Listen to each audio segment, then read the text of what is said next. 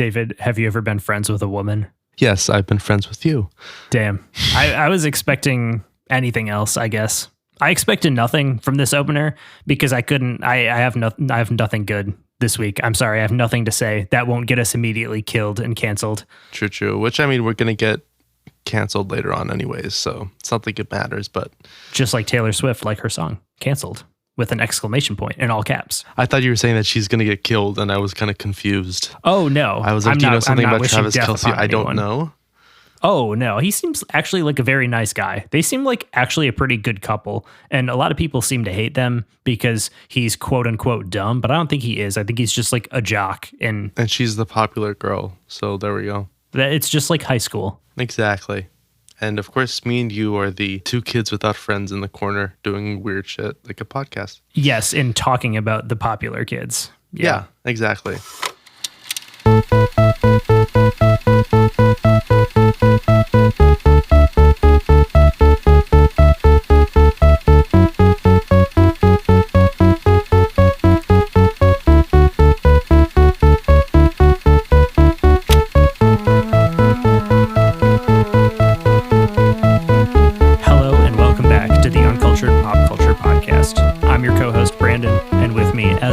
Is your other co-host, David.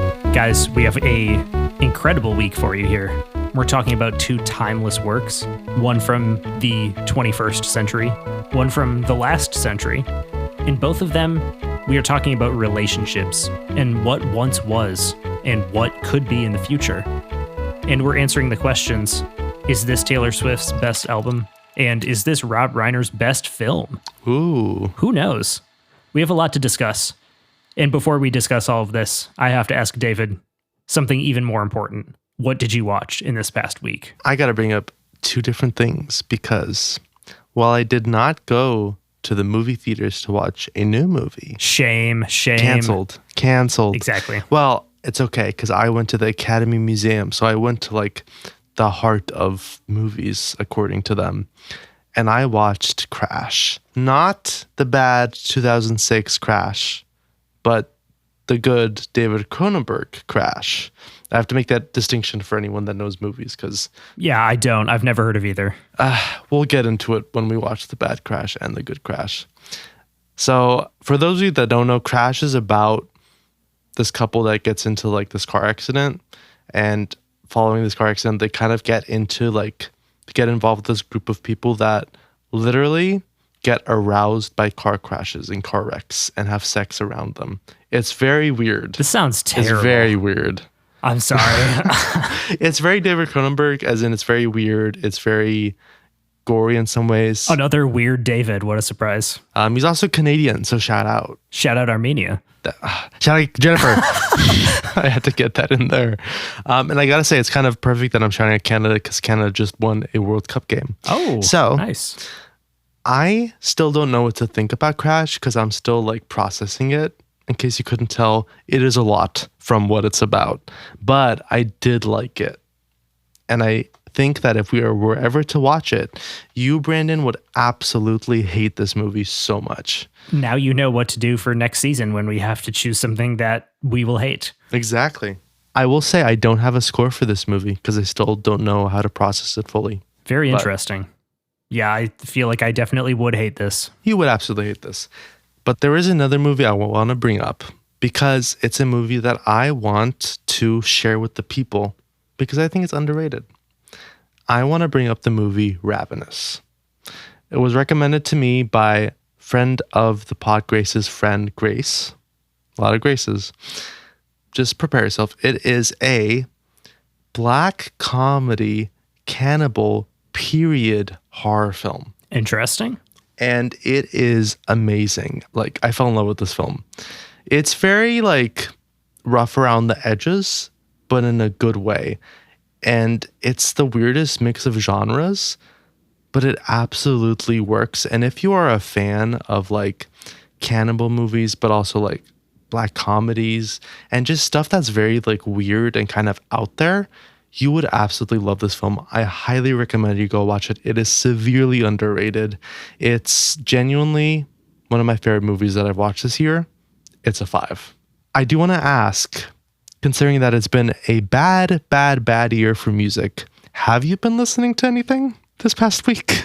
Very interesting you ask, because I did not prompt you to ask me that, but no, I have not listened to anything good this past week. So instead, I'm going to read you a caption of an Instagram post. Ooh. And I'm going to talk about it. I'm intrigued.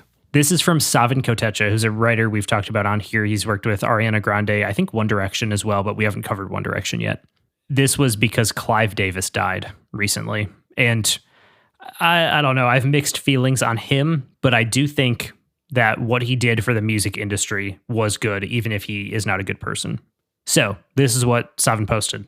I've had a few conversations lately about whether there will ever be another Clive Davis. Sadly, I think the answer is no. Not if things don't change. Is there currently a major label A&R who would dare tell an artist, rightfully, that most listeners care more about how good the song is than about the vibe or who wrote it? That's what Clive did. I didn't see Clive these last few years. I wish I had. I would have loved to hear his thoughts on where the music business has landed, on how we've accepted mediocrity as the norm, the let's just put it out and see what happens attitude, the who knows what works anymore shrug. Here's the thing. If we don't have an opinion on what works, should we be in this business? Isn't it our job to be tastemakers and quality controllers? Doesn't mean we'll get it right all the time. Clive didn't either. I'll be honest, as a new label head, I fall into those same traps myself. But Clive's passing has woken me up to something I knew and lost sight of. The song still matters. The audience still wants the best thing. In a world where kids have access to every song ever made, on the same device, anytime they want, we are competing against the greatest songs ever written. So what exactly are we adding to that? I'm not dismissing fandom. Fans matter, but the majority of the listening public comes back for songs, the best songs. And by accepting this just throw it out there era, we have failed the greats who came before us. The best tribute we can give Clive is to fix this. Care more about the song than the vibe. Respect the time we're asking our audience to give up when they press play. Care about every lyric, every note, every snare hit. That's hard. That's real work. But that's what it takes to stand out. I include myself in this. I've fallen short recently too, but Clive's passing reminds me what the mission is. Every A&R who's placating their artists, telling them something is great when they know it isn't, is doing a disservice to the audience. Let's be better. Let's pay tribute to Clive that way. I wanted to read that post because I read it and it perfectly encapsulated what I have been talking about on this podcast for the past year, essentially, which is nothing matters anymore in terms of music and nothing's good because everybody's kind of just like, well, who knows? Let's just throw it out there. Let's just put out a song. And I also think about this Ryan Tedder quote, but he was talking about how a lot of songwriters in rooms will be getting together, writing the next supposed hit song. And they'll say, did you hear that new number one song? And everybody's kind of like, why is it popular? That is weird to me. I think that that's kind of like the underlying problem. If nobody knows why something is popular, that's because it's probably not good. I think we are starved as humans for new art, for new experiences, for new things that will make us feel things we haven't felt before or haven't felt in a long time. And I think everyone's kind of burnt out by the way that the world currently is. And I don't blame them, but I do think that as artists, as creators, we should be pushing ourselves and we should not just be accepting this kind of nothingness that we are currently doing in the music that's being put out right now. That's just garbage. That's, you listen to 30 seconds of it and it's like, I'm never going to hear this again. And it's not going to be remembered in 5 days even. And that's kind of what I've been running up against with all the new music that's coming out. There have been so many things I've listened to this year that I completely forgot about by the time I was done with them. Do you remember Harry Styles released an album this year? I didn't. I completely forgot that. None of the songs were that big. None of them were good as well. So Bruno Mars released an album this year. The only reason I know that is because one of the songs is in the top 10 on the Hot 100. It's just very interesting to me. And I know I asked you about the film industry last week and all the mergers and what that is going to do to Hollywood. But Hollywood doesn't seem to have this problem where every movie sucks and nobody cares, that the music industry does, where like every song sucks and nobody cares.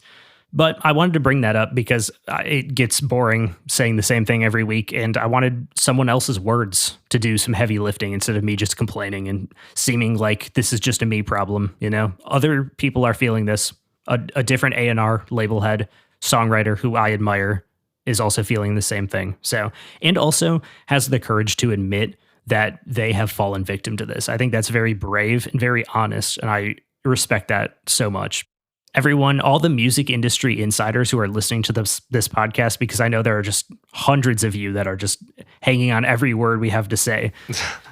Let's try to do something different, you know? That's really what I'm looking for. Yeah, exactly. And in the spirit of doing better, we recorded an episode like a month and a half ago that came out a few weeks ago covering Dead Roses by Black Bear. And I talked about how I love this album and I grew up with it. Since that time, there have been allegations levied against him that he was grooming a minor and that he's had some very weird relationships with women throughout the years. So I wanted to bring that up because I was unaware of this at the time we were recording the episode. It was public knowledge, but I did not see it because I have not been following him that closely for the past like 6 years at least.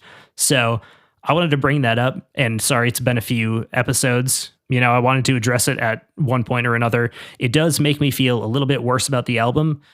And I talked about him that I wasn't sure if it was a character or if he just sucked as a person. He does suck as a person, I guess, is the answer there. So it kind of makes the album feel a little bit worse. But, you know, it doesn't change what the album means to me and all of the good memories I have with listening to those songs and how they've inspired me, even if the person making them does suck. So that is unfortunate, but I wanted to bring it up because I think it's important. And you know what? We are doing better, and we're going to deliver you the best podcast that we possibly can. And on that note, this is 1989, the fifth album by Taylor Swift, released October 27th, 2014 by Big Machine Records. We are covering the Deluxe edition, which adds 3 new songs and 3 voice memos, the latter of which we will not be covering. The Deluxe edition was released the same day as the Standard edition, but it was a Target exclusive. The album produced 7 singles, spanning from August 2014 to February of 2016. And obviously, David, you have heard of Taylor Swift. I would hope so. But how much of her music did you know? It's kind of hard to escape the big hits from every album because they are everywhere. I had also seen the Eras Tour concert movie on streaming. I saw the full version, aka the 3 and however long hour version. Let me just put into frame my relationship with Taylor Swift. I got so bored during that concert tour, I just ended up going to the other room and just scrolling on my phone every once in a while. I'm not saying that I'm like a hater. I just never really got into her. That being said, we'll see if maybe this album will change me, considering that multiple people I know who don't like Taylor Swift say that they do actually like this album. So if anything, this will be the outlier that might change things a little bit for me.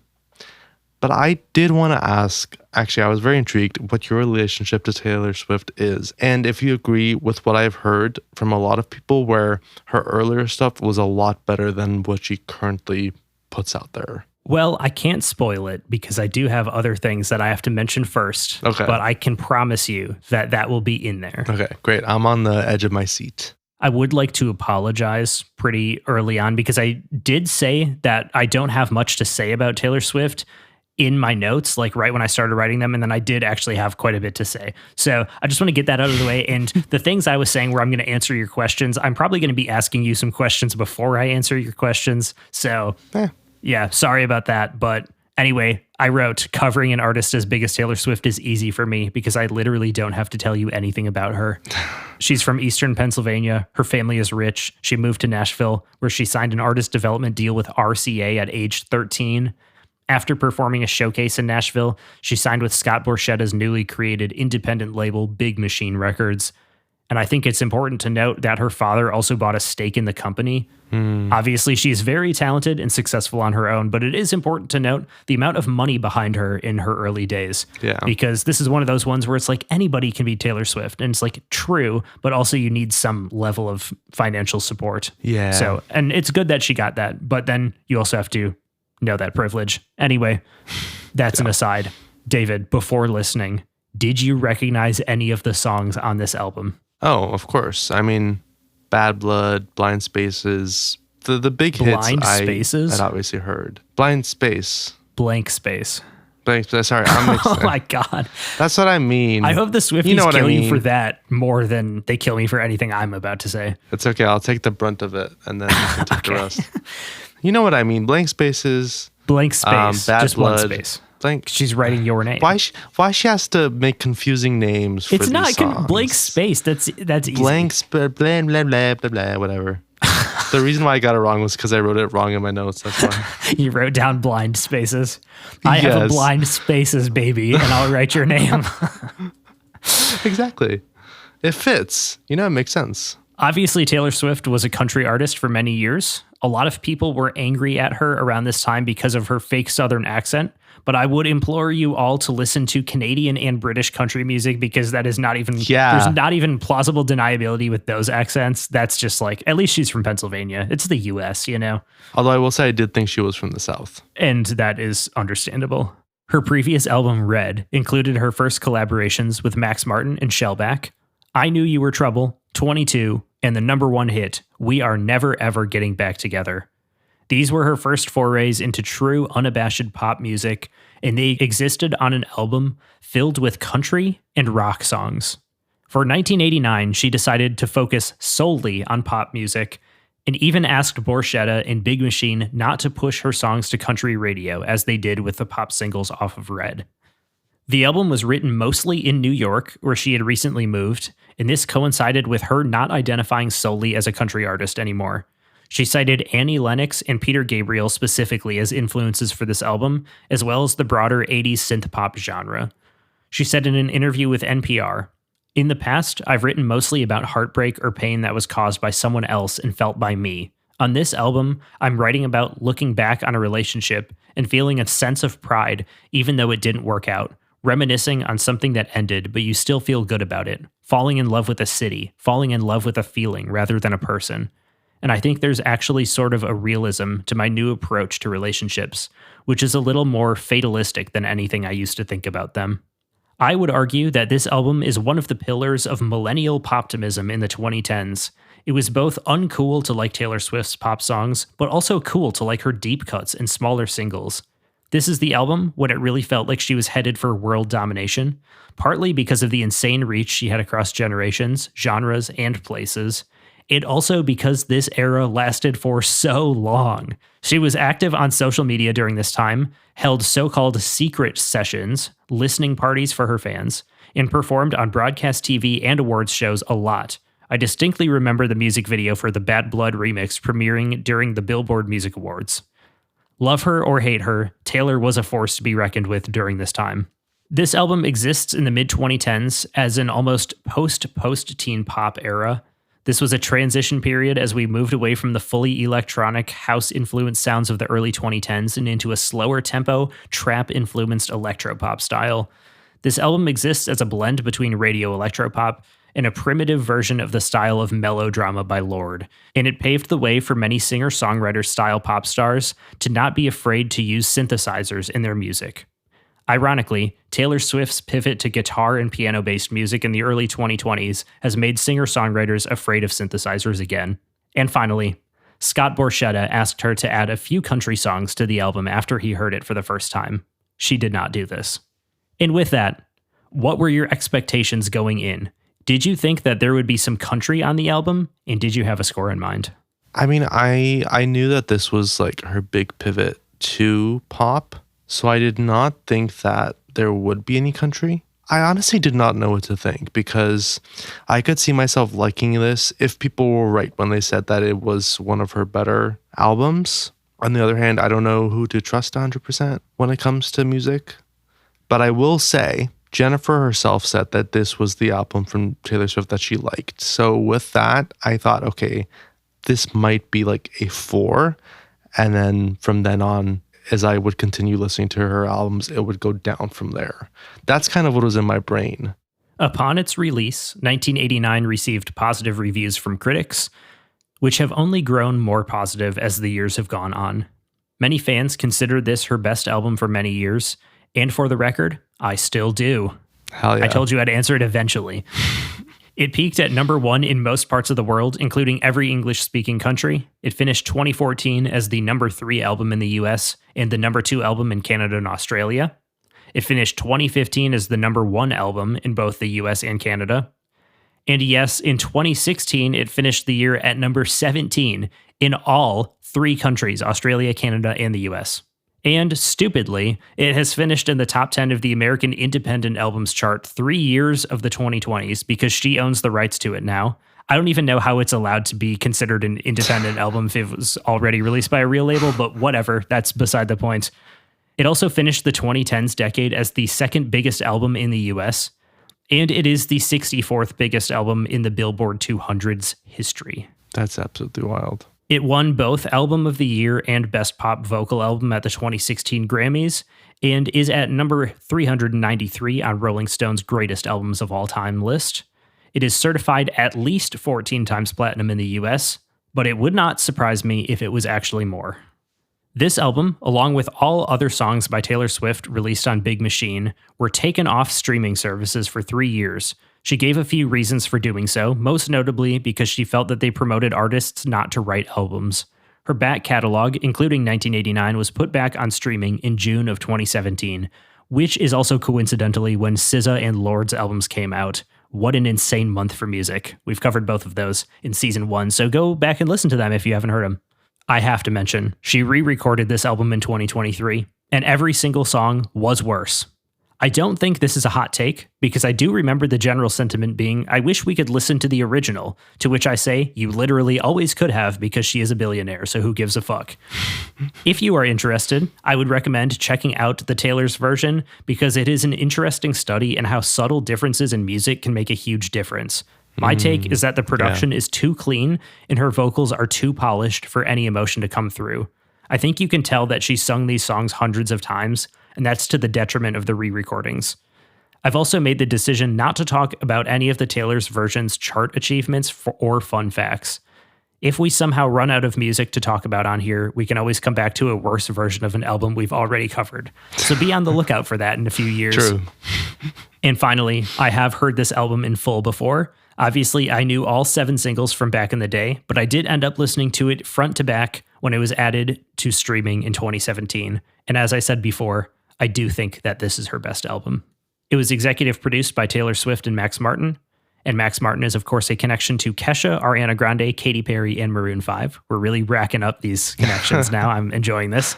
Literally. It was mixed by Serban Genia, who's a connection to Lorde and Maroon 5. And it was mastered by Tom Coyne, who's also a connection to Maroon 5. And David, your favorite song on here is going to be Wildest Dreams, and your least favorite is going to be Bad Blood. And I said you will give this album a 4. Did you want to guess what scores I would give to specific things, or is that something that we will keep for later? I don't think I was going to guess any specific scores. I don't know. I don't feel insanely confident about Wildest Dreams being your favorite song, but it's a ballad and it's a good ballad at that. So I picked that one for that reason, but I wouldn't be surprised if you rated a song a perfect 5 on here. I don't think that's out of the realm of possibilities. I'll say that. And with that, track number 1, Welcome to New York. Written by Ryan Tedder and Taylor Swift, and Ryan Tedder is, of course, a connection to Ariana Grande, Maroon 5, and Zedd. And it's produced by Taylor Swift, Ryan Tedder, and Noel Zancanella, who's also a connection to Maroon 5. This song was released as the second promotional single, 1 week before the album's release. It peaked at number 48 on the Hot 100, and it is certified platinum. She wanted this song to be the first track on the album because of New York's influence on her, both as a person and as a songwriter. It serves as the backdrop for the album and the events chronicled within it. And here's a quote from Taylor. I wanted to start the album with this song because New York has been an important landscape and location for the story of my life in the last couple of years. I dreamt over moving to New York. I obsessed over moving to New York, and then I did it. And the inspiration that I had found in this city is kind of hard to describe and hard to compare to any other force of inspiration I've ever experienced in my life. It's an electric city, and I approached moving there with such wide-eyed optimism and sort of saw it as a place of endless potential and possibilities. And you can kind of hear that reflected in this music, and in this first song especially. She donated the proceeds from this song to the New York City Department of Education, and she was also controversially named an ambassador to New York City. I wrote, this is the best opening song for the album. It feels like something that would play as the college freshman is running around campus trying to make it to class on time. It has great harmonies and fun production. This is just a good vibe all around. I gave this a 3.5. I completely agree.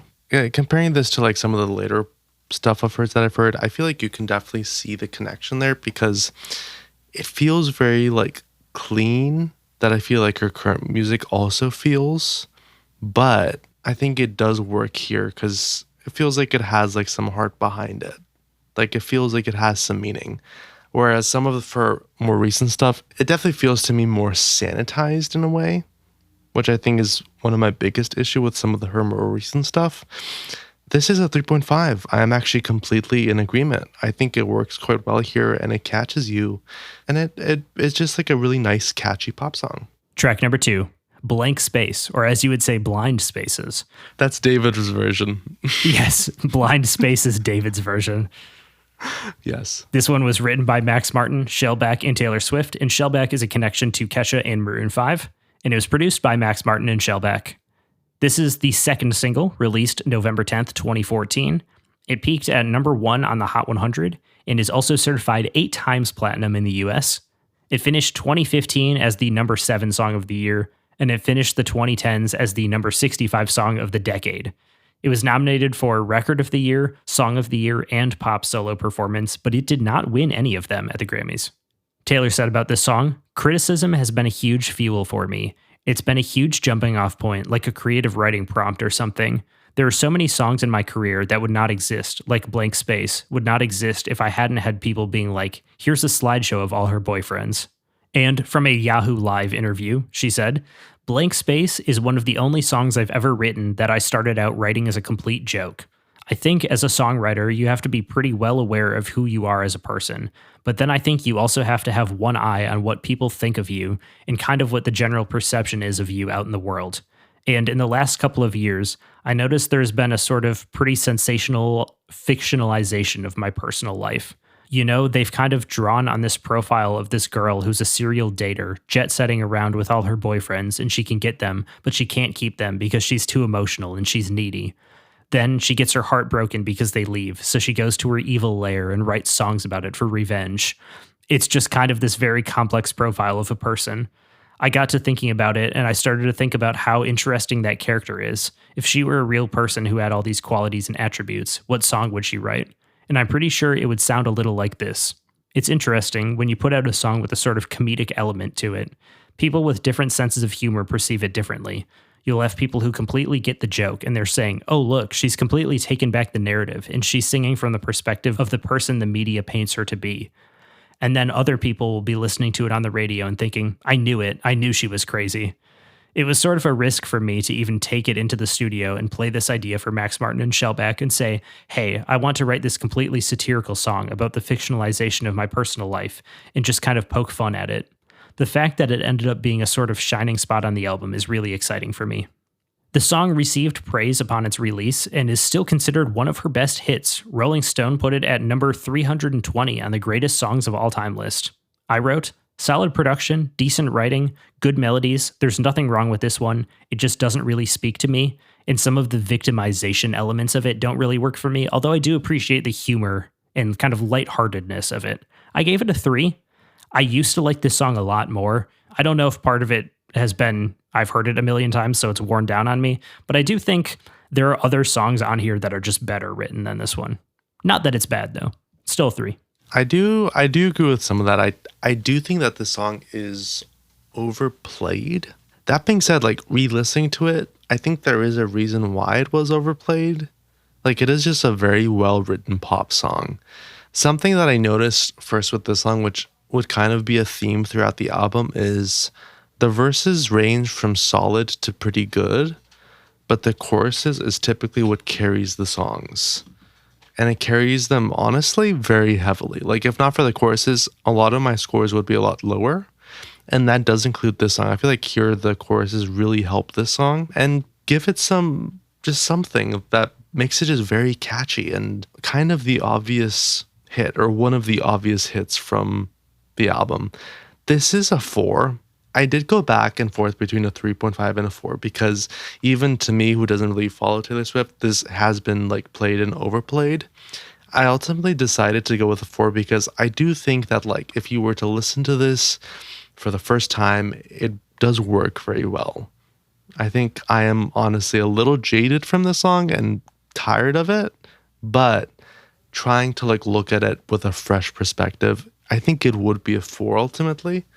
And I will say this is lining up to what you told me, to what Jennifer told me. So, hey, you guys know me very well.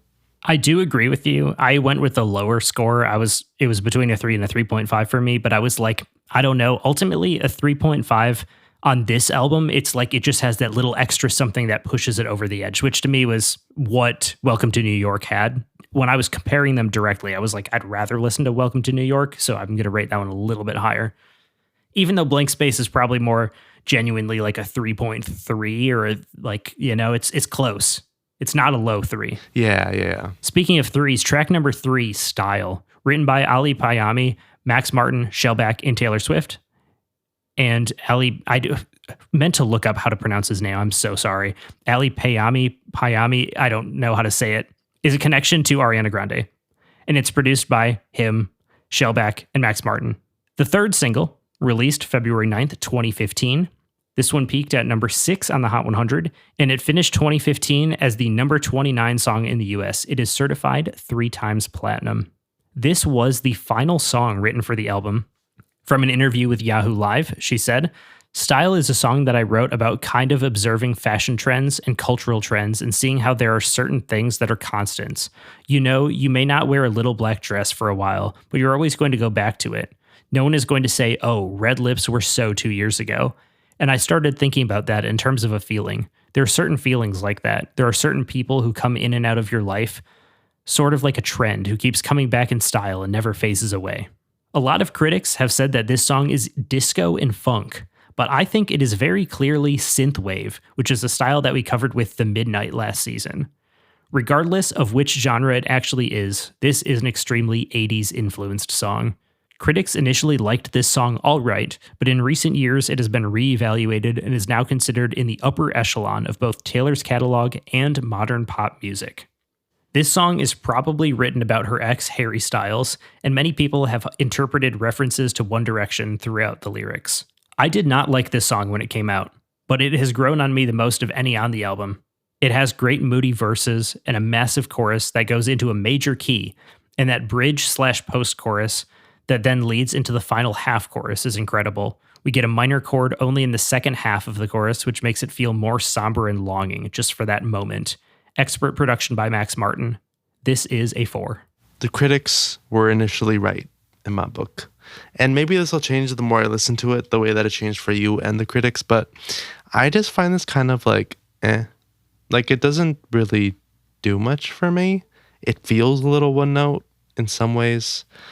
Maybe I'm missing something. Maybe I haven't just listened to it enough, but kind of going back to what I said about the choruses, I just find the chorus a little bit annoying in this song, and maybe that's what's kind of turning me off of it. And I think the verses are just fine. I do think that as it continues, it becomes a little stronger, but ultimately this is still a 3. It's okay. It's not bad. It's just kind of Very interesting. I don't think I would have predicted that you wouldn't like this song as much, because I have a feeling that we are going to disagree on some of the choruses, because I think there's a few on this album that are really bad and kind of the songs are carried by the production rather than the actual writing. But we'll get there. For me, when I do say choruses, the production is very much a part of that, I will say. Like, it's the production and like the voice together. So I do think the production is very important to the choruses that do work. But we'll get there and we'll talk about it for sure. Track number 4, Out of the Woods. Written and produced by Jack Antonoff and Taylor Swift, with vocal production by Max Martin. And Jack Antonoff is, of course, a connection to Lorde. This was the first promotional single and 6th official single, originally released October 14th, 2014, and then pushed to radio January 19th, 2016. It peaked at number 18 on the Hot 100, and it is certified platinum in the US. Another song that is definitely about Harry Styles. Taylor said about this song, "One of the goals I set out to accomplish when I wanted to make this album is I wanted to make sure these songs sounded exactly the way that these emotions felt when I felt them. This song is about the fragility and the kind of breakable nature of some relationships. This was a relationship where I was kind of living day to day, wondering where it was going, if it was going to go anywhere, if it was going to end the next day. It was a relationship where you never kind of feel like you're standing on solid ground. And that kind of a feeling brings on excitement, but also extreme anxiety.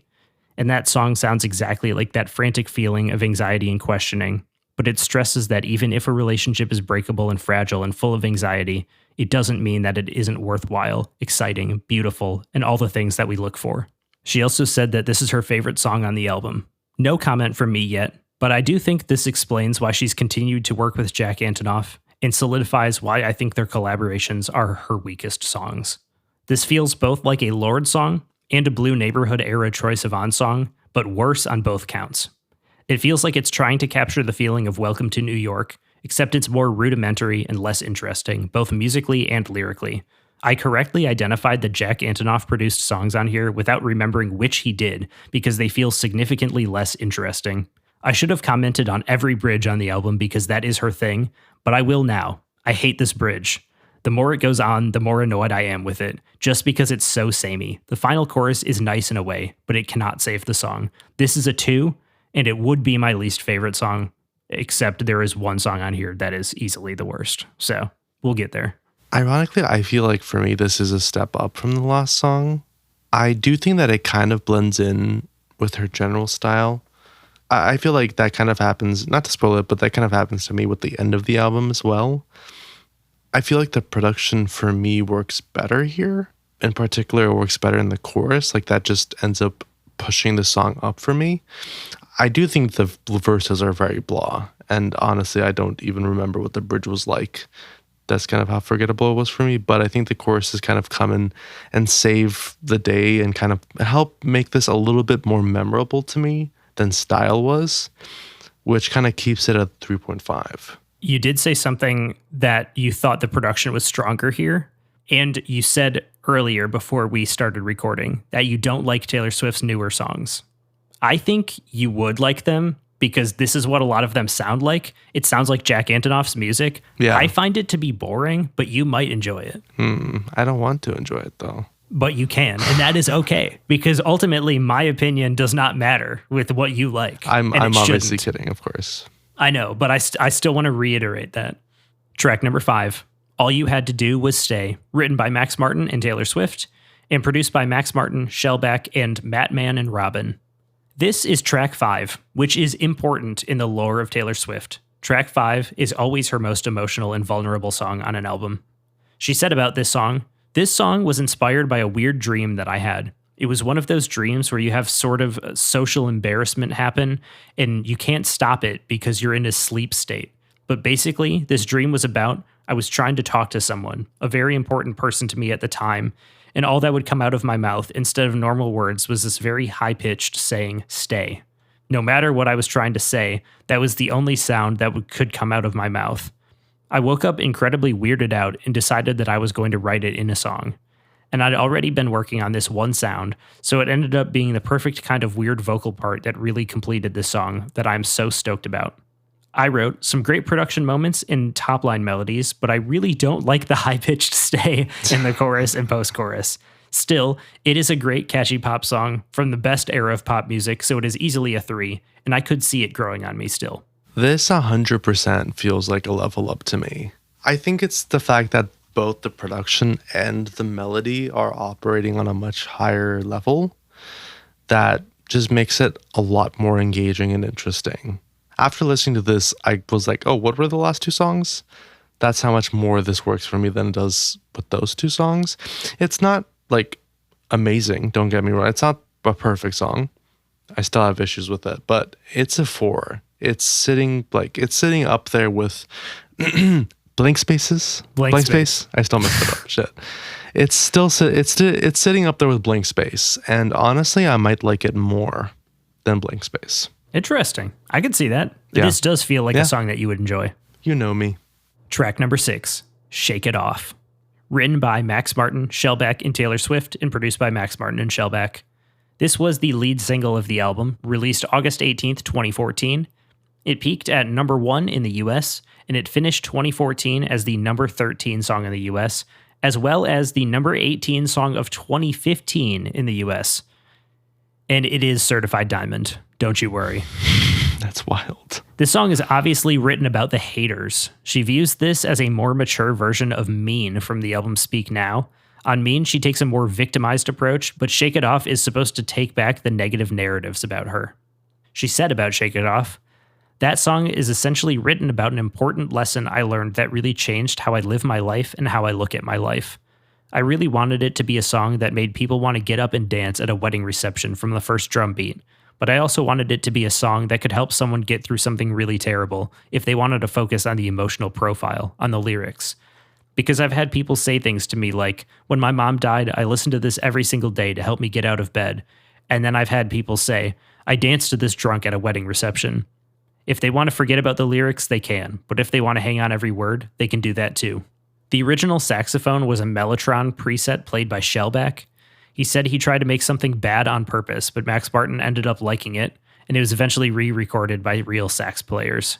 This song got mixed reviews upon its release. I remember hearing it on the radio and thinking it was not good. Now it's been critically re-evaluated and is considered better than it initially got credit for, although some still feel it's one of her worst songs ever. And fun fact, the lyric, "This sick beat," is trademarked by Taylor Swift. That doesn't seem right. Like all hit songs, she was sued for stealing the lyrics, "The player's gonna play, haters gonna hate." This is one of those cases where who cares? This is something that people say. I also wrote, "What an awful bridge, Jesus Christ." Overall, this song is not as bad as I remember, and it's not completely without merit. However, it is very annoying and easily the worst song on here. It is a 2, and this is my least favorite. Whoa. That's a surprise. That's surprising? Well, I feel like it's surprising to a lot of people because it's one of her popular songs. A lot of people don't like this song, though. That's kind of the thing. It just gets played a lot. Like, when you ask Taylor Swift fans, too, it's like, I mean, they're going to say that every single song she's ever written is the greatest thing ever, which is their right to do. Yeah. But I think this is one that would make it lower on a lot of people's lists. Going into this, I obviously knew about the song as well. And I was like, yeah, I'll probably like enjoy it if it's a hit. It's probably a hit for a reason. It's like remembering me listening to it in the past, it hasn't worked that well for me even then. And I think I just forgot about it because it's a hit. The chorus is the best part of the song, but it's not anything special. And the verses are, again, just literally there. To me, it's not a bad song. I think it's just a little boring, if anything. And to me, this is how I imagine a lot of her current stuff. So if I'm wrong, this is better than her current stuff. That's my hot take. That's why I gave it a 2. Well, got to leave room for it getting worse. Then that means I ain't gonna like her current stuff. Well, that's my opinion, though. You might. True. I don't know. I don't know if it's similar to this or like this, but it's worse. Not. No? Okay. Then I take it back. It's similar to the Jack Antonoff produced stuff on here because it's all produced by Jack Antonoff. Surprise, Watch me surprise. rate those so high. Oh, God. Okay. You could. I could. Definitely could. I could. Well, let me just say, it's just so okay. I also don't like the spoken word part at all. It's annoying. AKA, this is a 3. Not your least favorite? No. You think there's a song that's significantly worse than this song? Yes. We'll get there. I'm very curious what it... Oh, it's Bad Blood. Never mind. Track number 7, I Wish You Would. Written and produced by Jack Antonoff and Taylor Swift, with vocal production by Max Martin, and additional production by Greg Kurstin, who's a connection to Kesha. This song samples the snare drums of She Drives Me Crazy by Fine Young Cannibals. Taylor said about this song, I Wish You Would is a song that I wrote with Jack Antonoff, and it's the first song that we worked on together.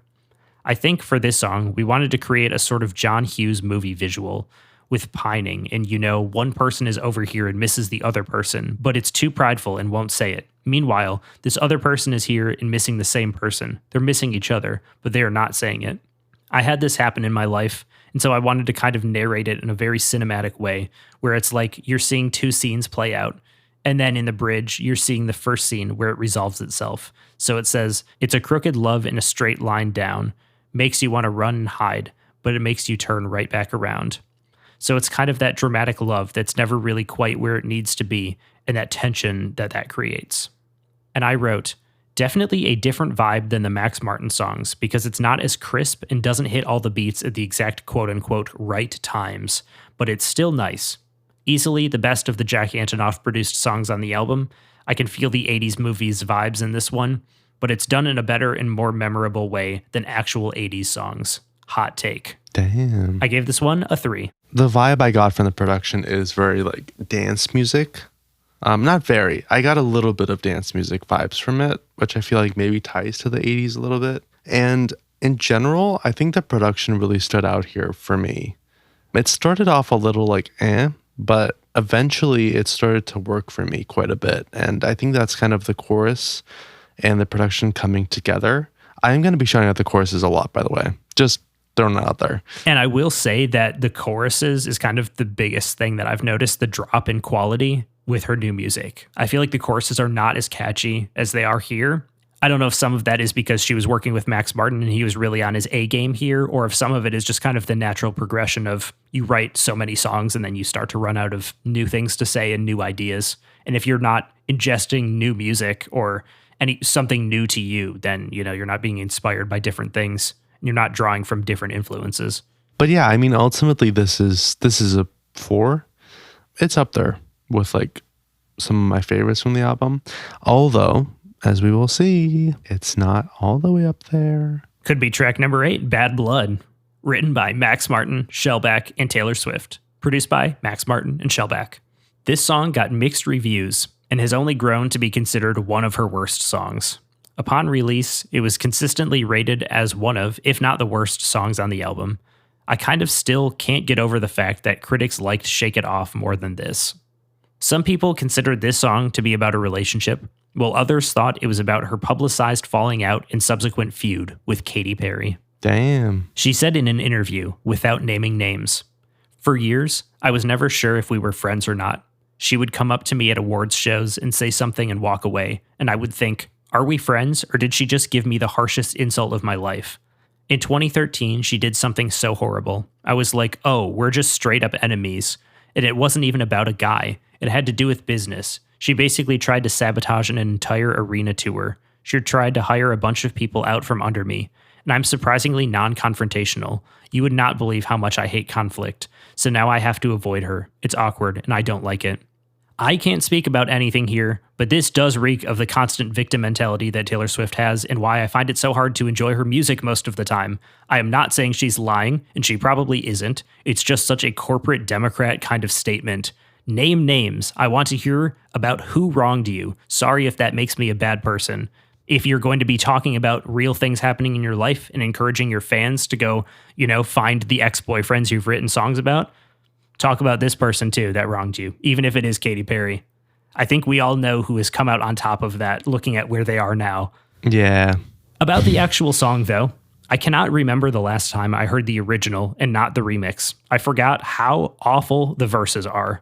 The chorus still goes insane, and I think it's one of her best and her catchiest. I gave the original a 3, and we are also going to talk about the remix shortly, but I want to hear your thoughts on the original first. It's a really interesting song because the verses are just there.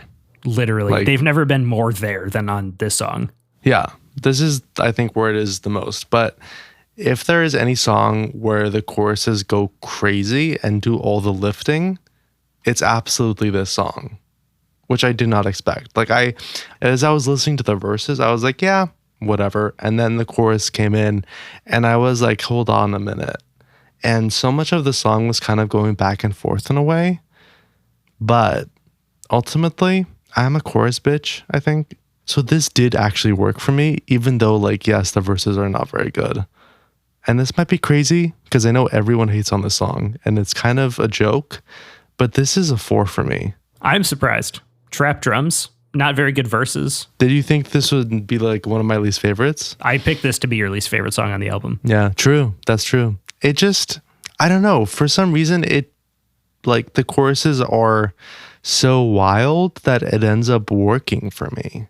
It kind of feels like a stupid, fun song. We also listened to the remix, which features Kendrick Lamar. Kendrick is a writer on the remix, and he's obviously connection to his own episode and SZA. And Ilya is also a producer on the remix, and he is a connection to Ariana Grande. The remix is the 4th single from the album, despite not appearing on the album, actually.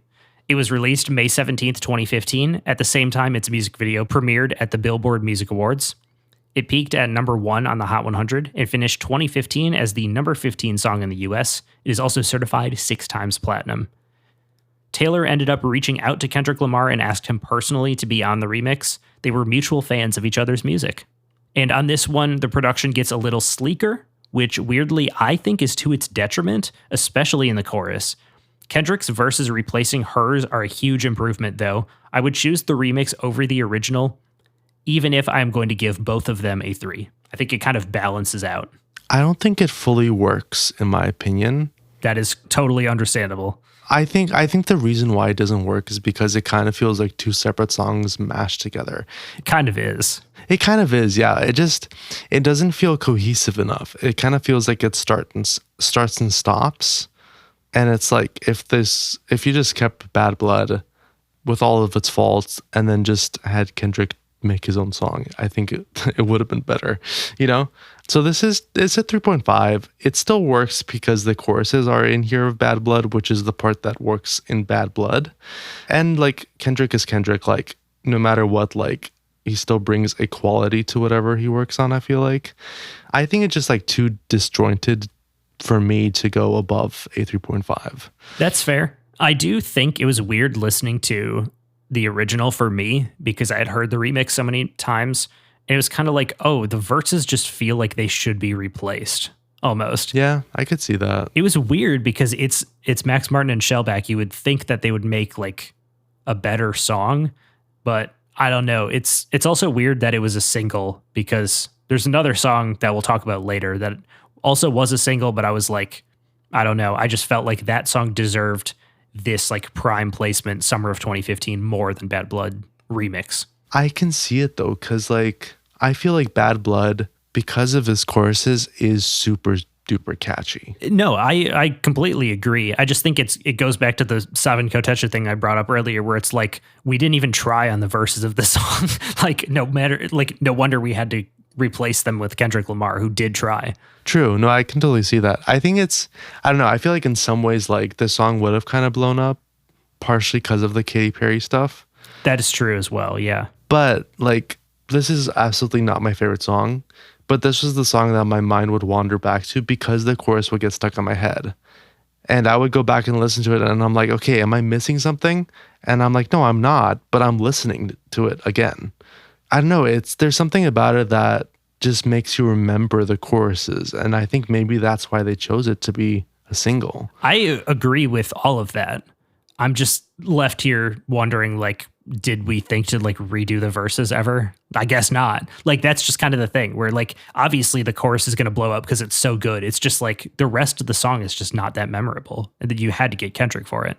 I think that if they redid the verses and the quality matched the chorus, this song would A, become big again, and B, would be one of the best songs on the album. And would probably be like maybe even a 5 for me if the verses were as good as the chorus. I mean, she did technically have that opportunity to do it with the Taylor's versions. True, but she didn't. I don't know. Maybe she'll have to do another re-recording. True. I don't know. I just think this is a song where it's like the song is there. It's just missing like half of it. Yes. Which kind of I agree. Disappointing because I wanted to like this one. I wanted to like the original more than I did. And I also thought I was going to because I was like, oh, they must have just replaced the lyrics with Kendrick because he was popular at the time. Like that's good cross promotion or whatever. No, they had to be replaced. Like, no, I get I don't know. It's kind of disappointing. Now it's time for track number 9, Wildest Dreams, written by Max Martin, Shellback, and Taylor Swift, and produced by Max Martin and Shellback. This was the 5th single, released August 31st, 2015. It peaked at number 5 on the Hot 100, and it is certified 4 times platinum in the US. Taylor said about this song, Wildest Dreams is kind of a good example of the way that my outlook on love has changed. Over the years, I think as you get more experience under your belt, as you become disappointed a few times, you start to kind of think of things in more realistic terms. It's not like you need someone and that's it, you know? If they like you and you like them, well, it's going to be forever, of course.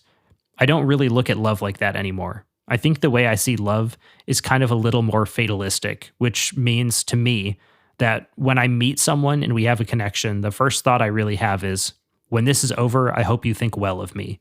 So this song is about having that immediate connection with someone, and these were my vivid thoughts right as I met him. This song samples Taylor's Heartbeat, which I think is kind of interesting. And I'm assuming is part of the drum, like the kick drum, but I don't know. It has been compared both thematically and stylistically to Lana Del Rey, which I guess I can see. I don't really know. It's kind of whatever. A lot of the comparisons of these songs, like there was one song that was mentioned to be reggae influenced. I was just kind of like rolling my eyes. Like, do we even know what music is? No, I don't think so.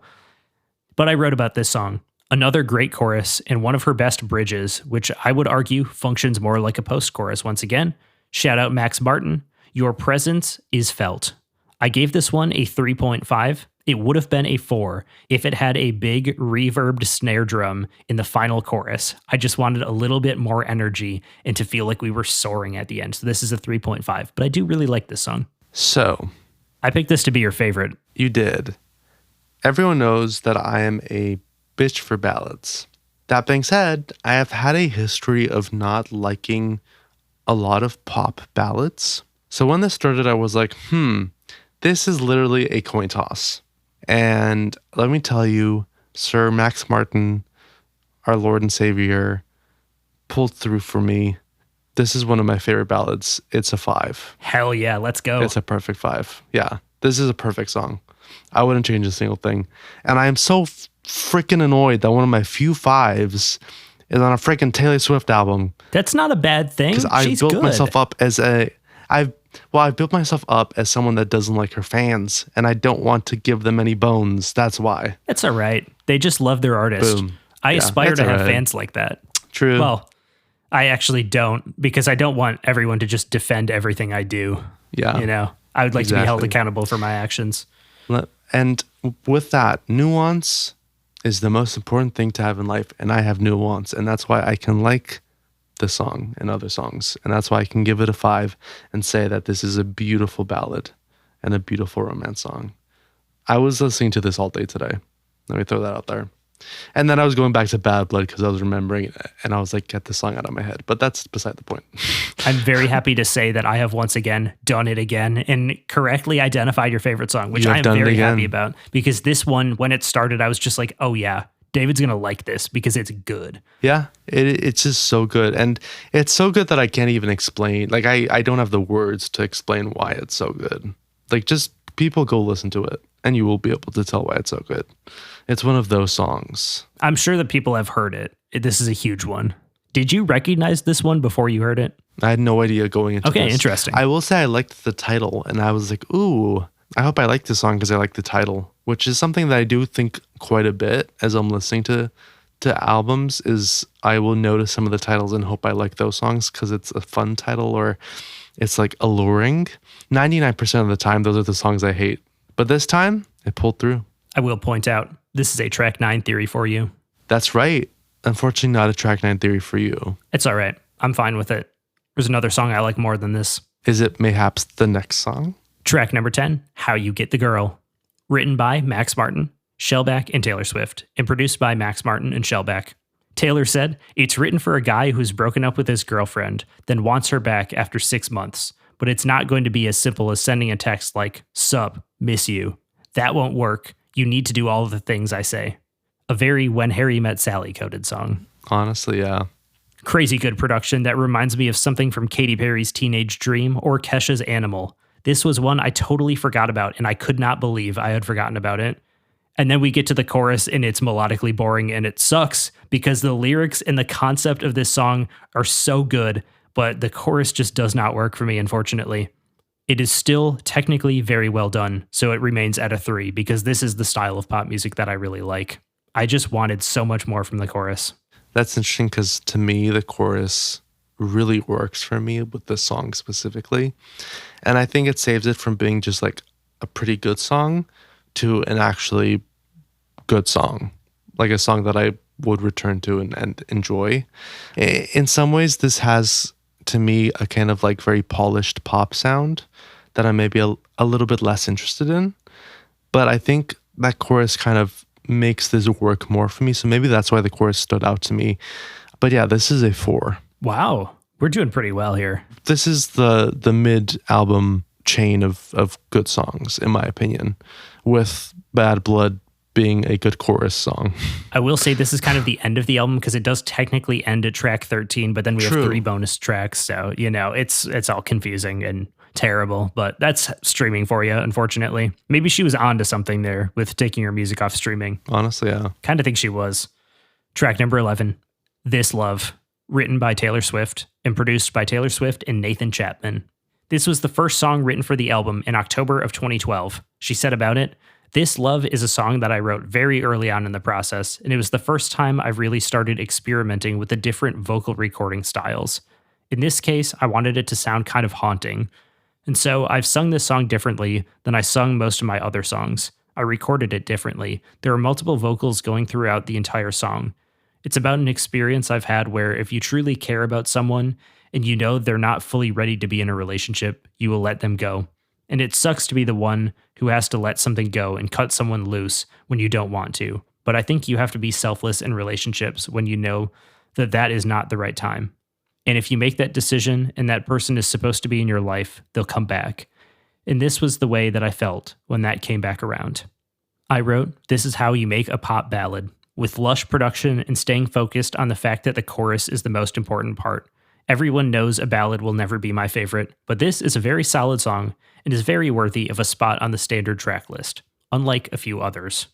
I gave this a 3. This is definitely like a quieter ballady song that is just fine to me, ironically. In some ways, it feels almost a little underdeveloped. I don't know if maybe that's just because it's quieter, so maybe I don't hear as much of what's going on, or it's maybe not in the forefront as much. But I just kind of feel like it's, I don't know, it needs something a little bit more, or something more to catch me, or something more to make it work for me in some ways. It's not bad. It's just kind of, it's just fine. It's a 3. So ironically, we agree on the score, but yeah. Nathan Chapman is also a producer that she worked with extensively on her country music. So that could be part of it too, because this song is very ever so slightly country influenced. Track number 12, I Know Places, written by Ryan Tedder and Taylor Swift and produced by Taylor Swift, Ryan Tedder, and Noel Zincanella. Written about Taylor's fantasy of a relationship where she and her lover can hide from the world and be alone. She said about it, I had this idea of when you're in love, along the lines of Out of the Woods, it's very precious, it's fragile. As soon as the world gets a hold of it, whether it's your friends or people around town hear about it, it's kind of like the first thing people want to do when they hear people are in love is just try to ruin it. I kind of was in a place where I was like, no one is going to sign up for this. There are just too many cameras pointed at me. There are too many ridiculous elaborations on my life. It's just not ever going to work. But I decided to write a love song, just kind of like, what would I say if I met someone really awesome and they were like, hey, I'm worried about all this attention you get. So I wrote this song called I Know Places about hey, I know places we can hide. We could outrun them. I'm so happy that it sounds like the urgency that it sings about. I wrote, this is such a Halsey song. Oh my God. Halsey did it better though. A very standard alt pop song of the era with nothing that interesting to make it stand out. This is a 2.5. I could take it or leave it. To me, this song just doesn't come together. It feels in a lot of ways kind of underbaked. I feel like maybe it needed some more work to kind of get to the finish line in some ways. Ultimately, I think just the production just doesn't work for me very much. I don't know if it's the genre or if it's the way it was done, or it's not bad. It's just, it feels like almost kind of unfinished to me, if that makes any sense. And that does make this my least favorite song. Oh, interesting. Yeah, this is a 2.5. I just don't really like it. It's not... We agree on the score again. And I will say, I do think the back end of this album is weaker than the first 2/3. Well, we have the final track of the standard edition, track number 13, Clean, written and produced by Imogen Heap and Taylor Swift. Perhaps the least Taylor Swift style song on here. This one sounds the most like her collaborator, maybe in the history of her discography. And yes, that is Imogen Heap singing backing vocals throughout the entire song. And from Taylor, Clean, I wrote as I was walking out of Liberty in London. Someone I used to date. It hit me that I'd been in the same city as him for 2 weeks and I hadn't thought about it. When it did hit me, it was like, oh, I hope he's doing well, and nothing else. And you know how it is when you're going through heartbreak. A heartbroken person is unlike any other person. Their time moves at a completely different pace than ours. It's this mental, physical, emotional ache and feeling so conflicted. Nothing distracts you from it. Then time passes, and the more you live your life and create new habits, you get used to not having a text message every morning saying, "Hello, beautiful, good morning." You get used to not calling someone at night to tell them how your day was. You replace these old habits with new habits, like texting your friends in a group chat all day and planning fun dinner parties and going out on adventures with your girlfriends. And then all of a sudden, one day you're in London and you realize you've been in the same place as your ex for 2 weeks and you're fine. And you hope he's fine. The first thought that came to my mind was, I'm finally clean. This song feels like an end. Kind of a shame we have 3 more bonus tracks. I gave this one a 3. We are continuing our agreement because this is also a 3 for me. It's just fine. I don't have much to say. It kind of feels like it's missing the pop of the earlier songs. It just doesn't grab me a lot. The production is nice, but nice does not make a great song.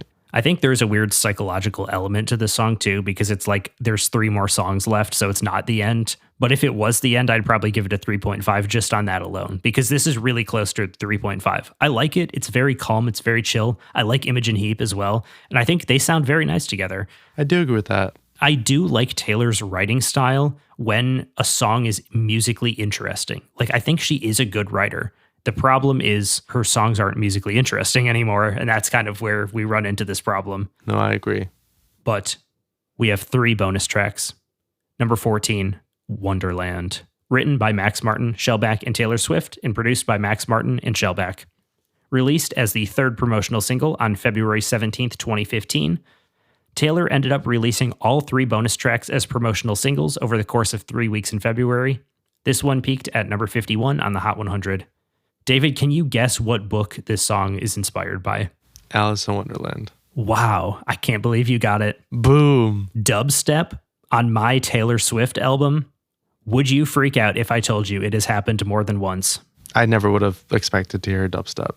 Yeah, and if we ever listen to Red, you will hear, I Knew You Were Trouble. That's crazy to me. I can't believe that. David, times were different back then.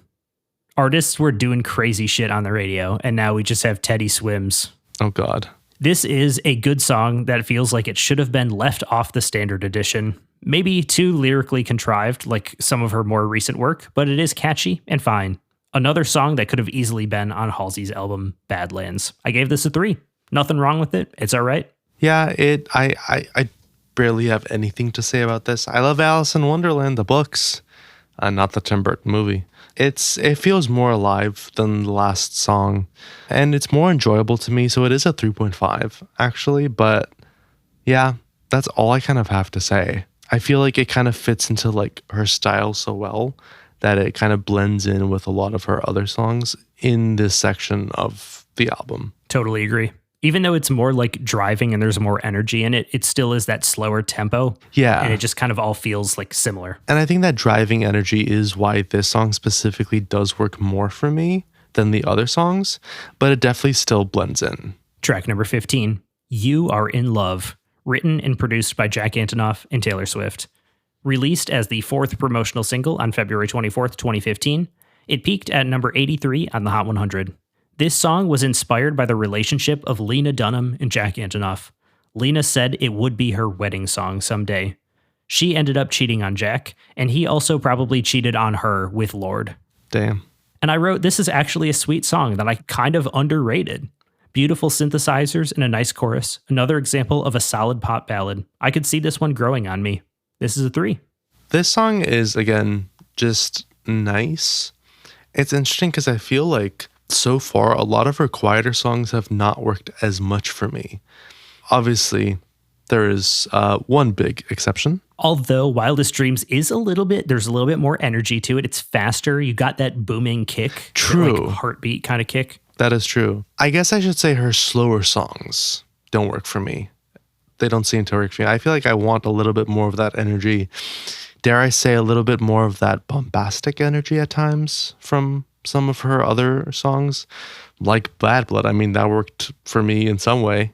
Whereas like her slower, quieter songs just don't seem to like pop for me as much. They don't seem to grab me as much, which is not like a bad thing. Like this is still a 3 for me. So it's not a bad song. It's just kind of okay. It's there. Well, if you don't like her slower songs, then you may not actually like her newer music. So I may take back what I said before, but you know what? Take it back. I'll stand on it partly. I need my sanity. I'll make you listen to Midnights at some point. Okay. I don't know. I hate that album. I think that might be her worst. Damn, even worse than her new album? Oh, God, yeah. New album at least has respectable production choices in some parts. Damn. Midnights is, oh, God, don't even get me started. We got one final track here. Number 16, New Romantics, written by Max Martin, Shellback, and Taylor Swift, and produced by Max Martin and Shellback. The seventh and final single from the album, released February 23rd, 2016. It peaked at number 46 on the Hot 100 and is certified gold in the US. I understand why Shake It Off is on the standard edition of the album, but you're telling me Out of the Woods and I Know Places are better than this song? The post-chorus being Oz, that are the same melody as the bridge, and the intro synth lead, is pure Max Martin perfection. Such a millennial anthem, and we stopped making music like this. Why? I think this is her best written pop song, and it has the best production on the album. Right. This is easily my favorite song by her ever. Damn. And it does deserve a place amongst pop royalty because it is a perfect 5. Whoa. The fact that this was the throwaway last single grinds my gears. Bad Blood was better than this for the summer of 2015. Be serious. Whoever at Big Machine or on her team fucked this up deserves to be excommunicated from the music industry. Jesus Christ. Amazing way to end the album, although I don't think it should, because Clean should actually be the last song of the album. This should be on the standard edition, but this is a perfect 5, and this is easily my favorite. Her best song ever. Damn, that's crazy. Yeah, I enjoy this song. It feels like a good end to the deluxe version of the album, and it definitely feels more alive kind of in the last section of the album for me. And it's definitely the standout. And I think that is, again, in large part because of the chorus. This to me does not like equal kind of that middle section though. This is a 3.5. I could see this go up to a 4 in the future, but I don't think it like equals a lot of the songs in the middle section. And I prefer the chorus to Bad Blood to this chorus, even though I think the verses here are, of course, better.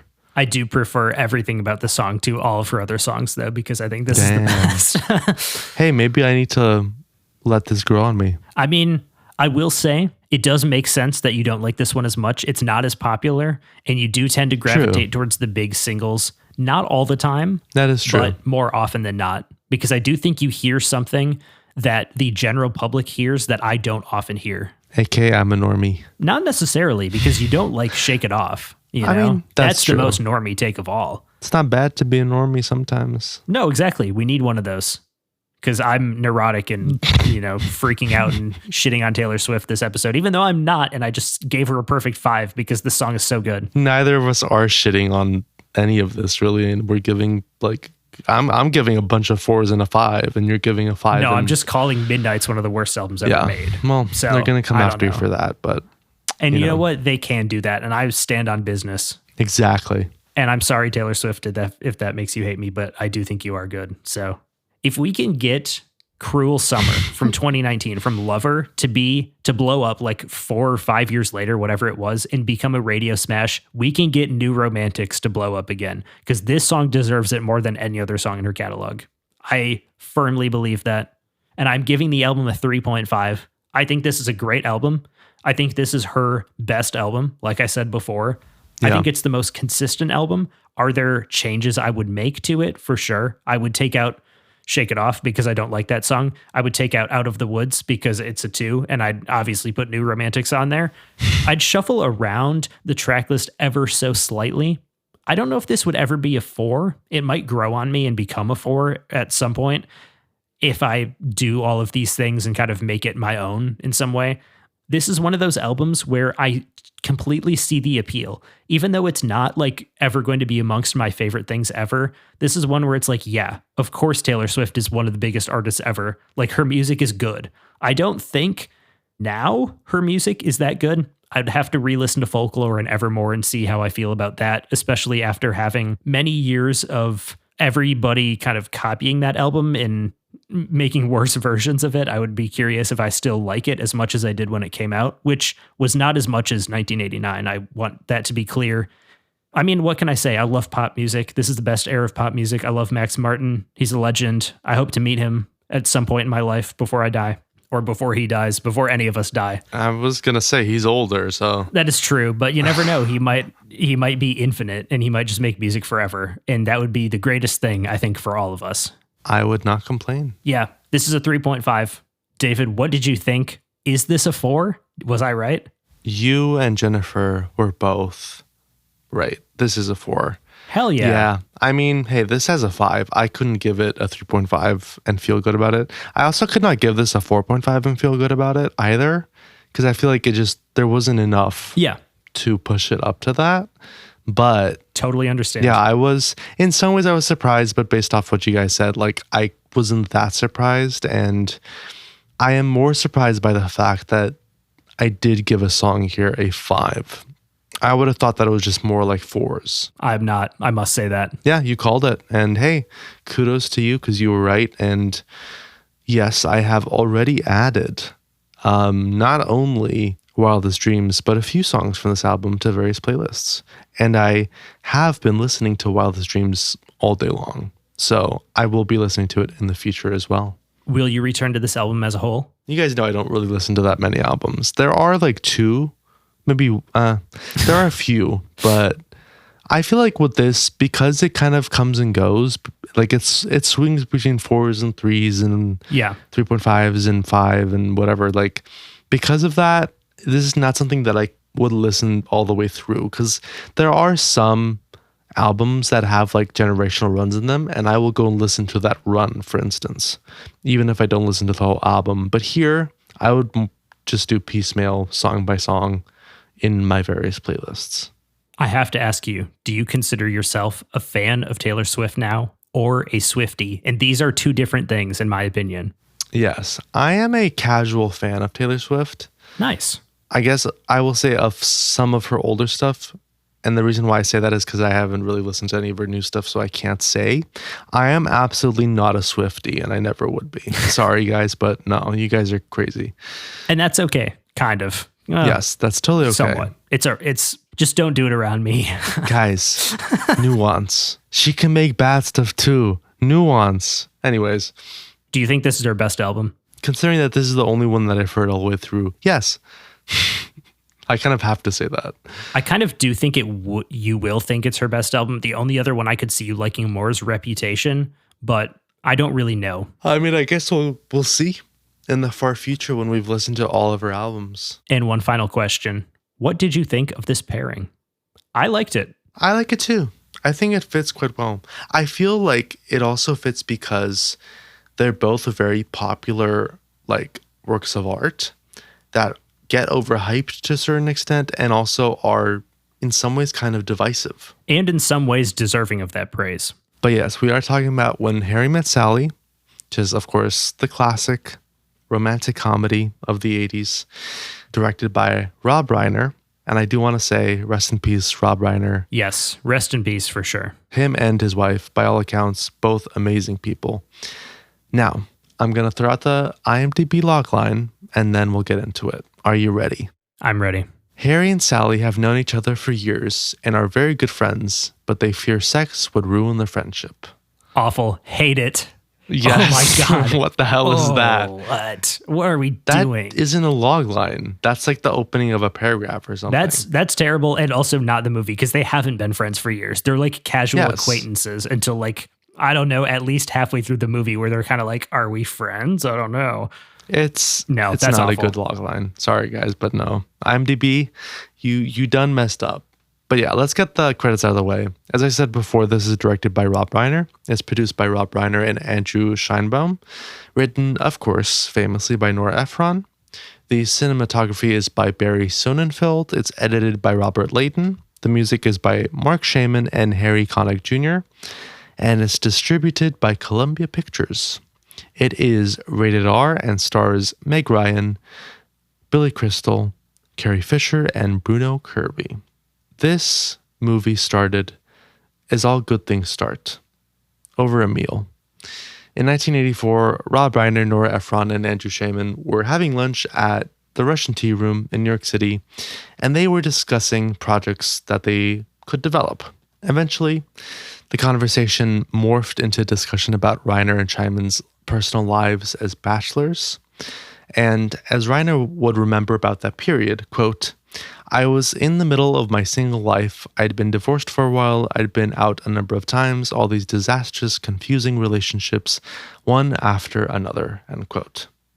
This conversation eventually led to Reiner pitching the idea of two people who become friends and don't have sex because they know that it will ruin their relationship, but eventually have sex anyways. See, now that's a good log line for the movie. Yes, that's literally the movie. And for some reason they didn't go with that, but I mean, what can we say? Now, Ephron really liked this idea, and she started to work on the script. And while working on the script, she decided to tackle the classic idea behind the film, aka, can men and women be friends? She would go on to work on the script for the next 5 years, writing draft after draft, as Reiner began his career as a director, directing, of course, This Is Spinal Tap, Stand By Me, The Princess Bride, etc., etc. And she very heavily drew on her and Reiner's life. She interviewed both Reiner and Shaman for material, and the character of Harry would end up sharing a lot of things in common with Reiner, who at the time was depressed, cynical, and neurotic, but with a big heart. As he would say, quote, you know how women have a base of makeup? I have a base of depression. Sometimes I sink below it, sometimes I sink above it. Meanwhile, Sally is in large part based off of Ephron, since Ephron seemingly is optimistic, cheerful, and loves control the same way that Sally does. Reiner also decided that he wanted to give Sally some of Ephron's quirks, such as the fact that she is a picky eater. He once watched Ephron order food the exact same way that Sally orders food in the film, and when he asked her why, she said, I just want it the way I want it, which of course made it into the film. So yes, Sally and Harry are kind of, not fully, but kind of literally Rob Reiner and Nora Ephron. Other stuff was based on real life too. The channel surfing on the phone scene is something that Rob Reiner and Billy Crystal would actually do. They were best friends. Ephron decided to include this, of course, now between Harry and Sally. And whenever she didn't feel like writing, or when she felt like the writing wasn't going well, she would go and interview people at Castle Rock, which is Rob Reiner's production company. And all of the interviews she did are the basis for the interviews you see in the film. She would make notes and then write the dialogue for the interviews and hire, and then they hired actors to portray the people that she had interviewed. So all of those are based off of real stories. I did want to note something when it comes to the script. The film is notable for not having typical romantic comedy cliches, such as a contrived misunderstanding to separate the two characters. Instead, the two characters are kept apart by their own personal issues, which I think is notable. Also, originally the film had a sadder ending where Harry and Sally don't end up together, and even though Reiner and Ephron agreed that a happy ending was not realistic, they decided that the film needed a happy ending because it was a better ending. We will talk about that when we get to the end. Now, they went through a lot of different titles. I'm going to throw some out at you. Oh, God. These include, get ready. These include Just Friends, Playing Melancholy Baby, Oh, Boy Meets Girl, Blue Moon, Words of Love, It Had to Be You, Harry, This Is Sally. Oh. I kind of like that one. I don't know. Maybe I'm just weird. And How They Met. Some of those are acceptable and some of them are not. Some of those are terrible. Yeah. I think Harry Met Sally is the best out of all of those. I think probably for what the movie is, I would agree. Yes. It's not my favorite title. I think it's a fine title, but I think it does fit the film weirdly enough. Now, several different actors were considered for the two main roles. Here are some actors considered for the role of Harry. Tom Hanks. Wait, do you want me to Richard Dreyfuss. Do you want me to react to these or not? Oh, you don't have to. Okay. Tom Hanks, sure. Yeah. Richard Dreyfuss, don't really remember him. Michael Keaton and Albert Brooks. Never heard And of him. Brooks turned down the role because he felt that it was too similar to a Woody Allen film. Oh, okay. I did see a lot of reviews talking about the similarities of this to Annie Hall in Manhattan. I've obviously never seen those. Yeah. And we probably should watch them at some time, but also fuck Woody Allen. So, Yes, fuck Woody Allen. I do want to say I haven't seen a full Woody Allen film. From what I have seen, though, they seem, in my opinion, much worse than this. Like, I don't know. I just don't like what I've seen. What I've heard is they're more like melancholic and like self-hating, which sounds like something I would enjoy, but I would also be disappointed to say I enjoy a Woody Allen film. So, like, I don't know. Of course, Billy Crystal was eventually cast. As I said before, he is one of Rob Reiner's best friends, or was. And he himself had recently gone through a divorce. So he was kind of in the right headspace for it. And honestly, I think that he... like, no one else could have played this character the way he does it, because I feel like he fits that very, like, depressive, like, bad outlook on life, cynical kind of guy, while still being very light and funny. Like, he makes it work without making it feel sad. It's a classic case of only a comedian can play this depressed character.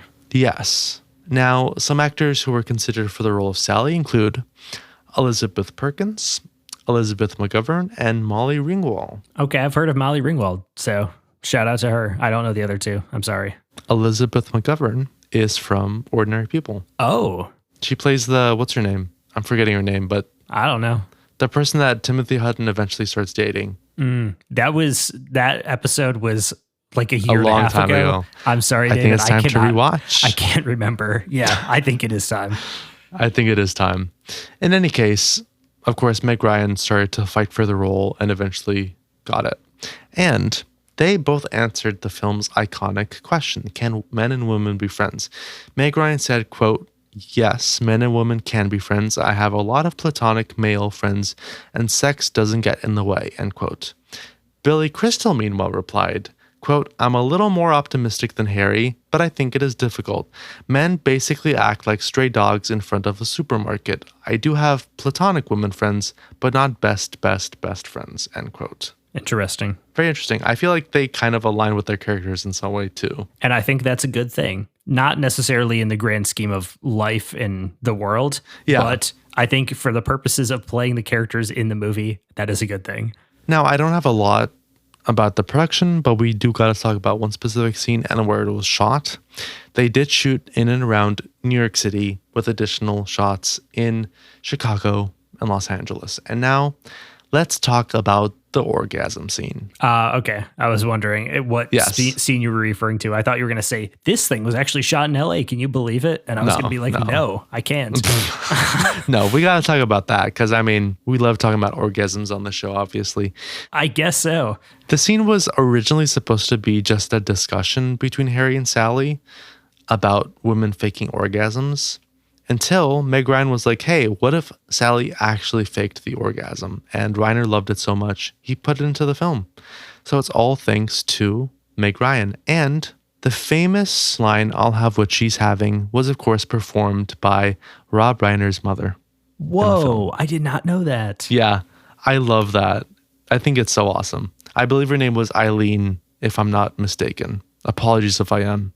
She seems like a really great lady, and I completely agree with her. Let me have what she's having. Anyways, the scene did take a lot of takes to get right, though, so Meg Ryan was performing fake orgasms for like hours.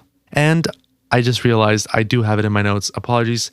Reiner's mother's name is Estelle, not Eileen. Estelle Reiner. Close. I apologize to all the Reiners. You see, my brain is partially functioning. And so let's talk about the release of the film. It came out July 21st, 1989. Another reason why this is a good connection. Mm-hmm. This came out the year that the album is set in. I can't believe I didn't even mention that because that is just, I saw that and I was like, yeah, we are goated, actually. We're absolutely goated. But yeah, it came out and it made $193 million on a $16 million budget. I feel like a lot of romance movies would be jealous of that today. And this is like 30, 40 years ago. It received critical acclaim from critics who hailed it as one of the best romantic comedies ever made. And the script and performances from Crystal and Ryan were particularly lauded. And it would receive one nomination at the 62nd Academy Awards for Best Screenplay written directly for the screen. This is the era of the weird category names. One of many, yes. Yes. It would lose to the Dead Poets Society. Oh, okay. Worthy opponent. Worthy opponent, and I will say, not to spoil things, the right choice was made. Dead Poets Society was deserving. I did not think you were going to say that because I agree. Hell yeah. I gave that movie a 5. I mean, I will be honest, I expected a 5 from you for this movie too. So I don't know, but don't spoil it. I won't spoil it. Of course, in spite of the fact that it didn't win at the Oscars and was only nominated in one category, surprisingly, I feel like. Yeah, that feels wrong. I agree with that. But it has still cemented itself as, in some ways, the quintessential romantic comedy, especially one that has more depth than is typically found within the genre.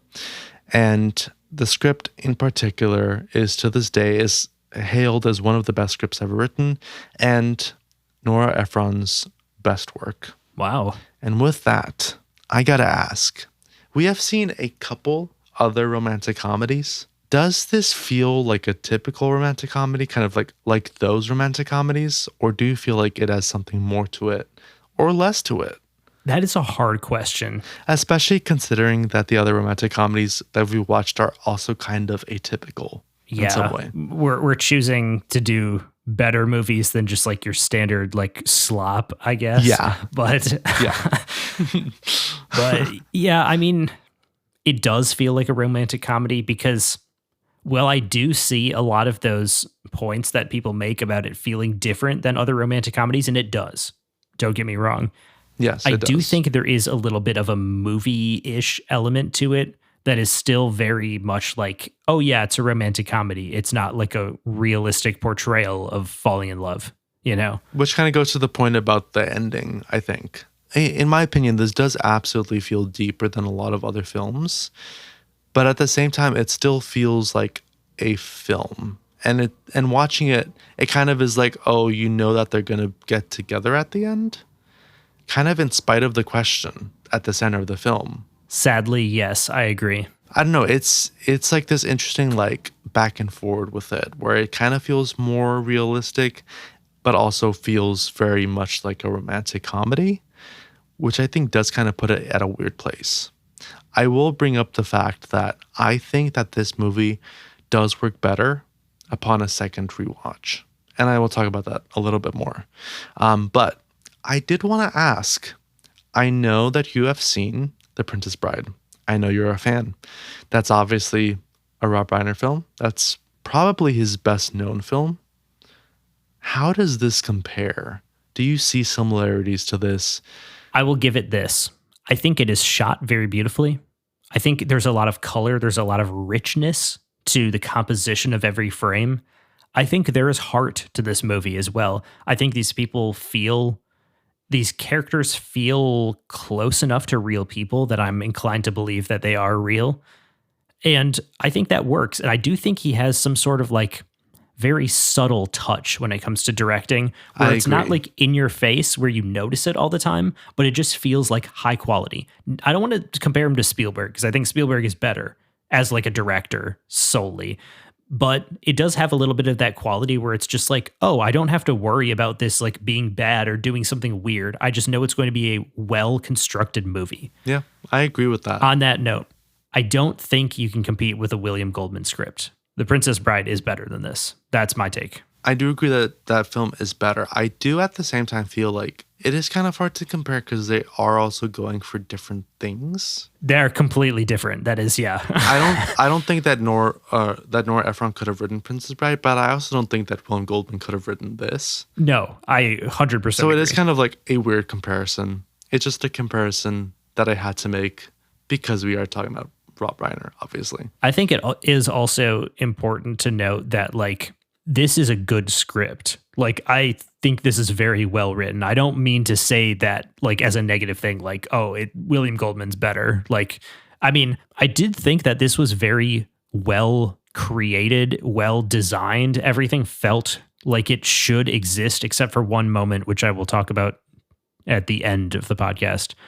And I did want to ask you the same question, because I know you've seen other movies directed by Rob Reiner. So how does this compare to the other movies you've seen by him? He does have a lot of variety when it comes to genres, which I think does make it quite difficult to compare. Because just to be totally open, the films that I've seen from him are This Is Spinal Tap, which is like an absurdist mockumentary. Stand By Me, which is a coming-of-age drama. This, which is a romantic comedy. Of course, Princess Bride, which is a fantasy comedy, fantastical comedy. And there's some romance in there too. True. I guess a fantastical romance comedy. And Misery, which is like a straight-out thriller, like horror thriller. So as you can tell, totally different genres for all of these. This would definitely rank a little bit lower in like the scheme of those films. That being said, it's still high up there because it's Rob Reiner. Like all of those films are really good films, in my opinion. It's just that I prefer the genres of some of them some more, especially in this case. I enjoy romantic comedies. It's not something that I particularly gravitate towards. I think I gravitate more towards them when they're kind of mixed with something else, like an adventure romance or something like that. I will enjoy that more than a straight romantic comedy. Heavy on that straight heterosexual relationship. That's right. Anyways, I don't even remember what I was talking about. What was the question? I don't know, straight people? No, the question was, how does this rank amongst other Rob Reiner films? But yeah, I guess I did answer it. Like it is on the lower end. But that's only because he brings such a level of quality to everything that he directs. And to your point, I agree. Like, I don't want to compare him to Spielberg, but I feel like he brings that same level of quality to everything he works on. Yeah. But it's in a different way. Yeah, for sure. With Spielberg, you can very much tell, like, oh, this is 100% a Spielberg film. You can feel his touch. With Rob Reiner, it's much more subtle and under the surface, but I still feel like you can tell when a film is a Rob Reiner film. But with that, I gotta also ask, can men and women be friends without having sex? Yes. Yes. I mean, pretty easy. That's it. Most of my friends are question. women. Well, I mean, don't forget that you're a woman yourself. But anyway, that's apparently I am. I don't really know when this started. I think this started because I told you that people used to call me a woman when I worked at Aldi. Yes, it did start from that. Okay. And I kind of ran with it. But I completely agree. There's no, like, yes, men and women could be friends without having sex. With that, jump into it, my friend. Or do you want me to start first? I got you. So I wrote one very simple sentence here.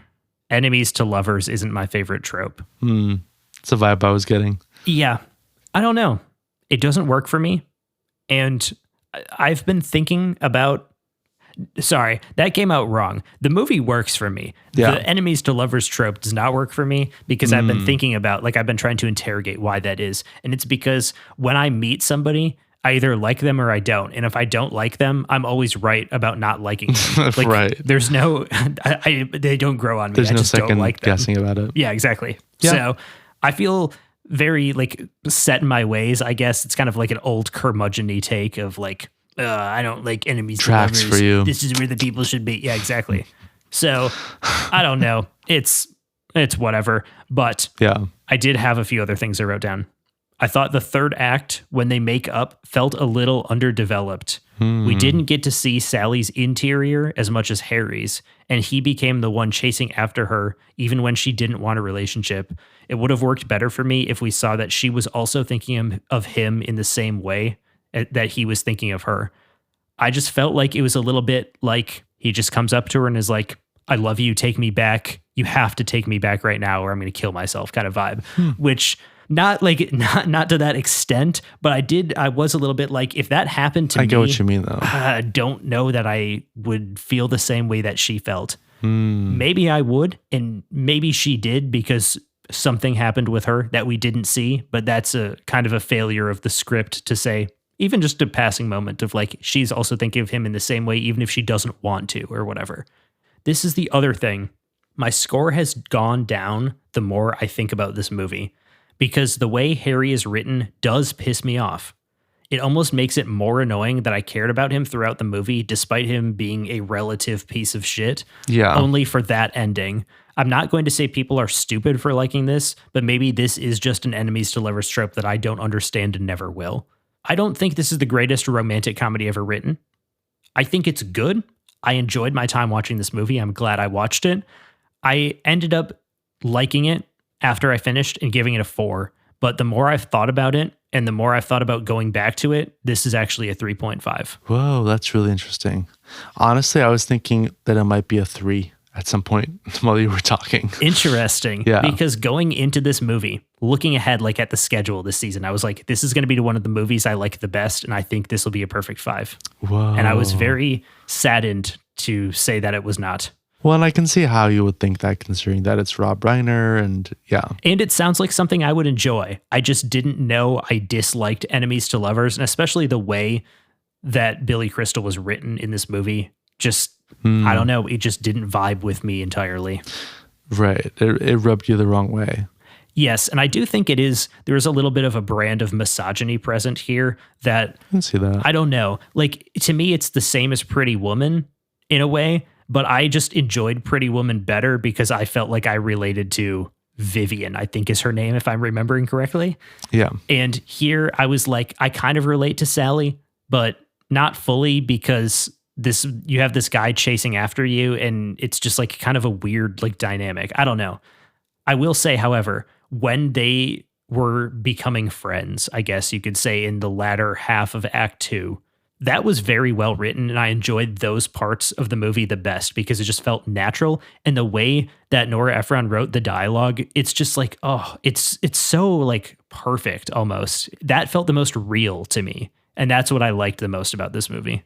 I agree with that. Let me jump into my thoughts, because Yeah. the first time I watched this movie, I was fully like, it's whatever. Some background. I had heard so much about this movie, as everyone does, right?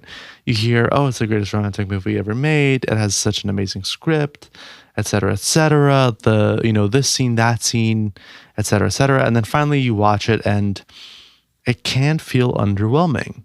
And this is, I think, an effect that does happen often with me with movies that get overhyped.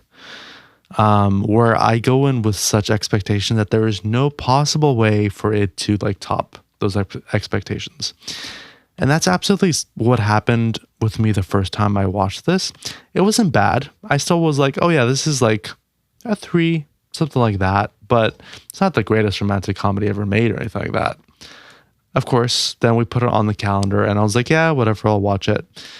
And watching it yesterday, upon a second rewatch, it does work so much better.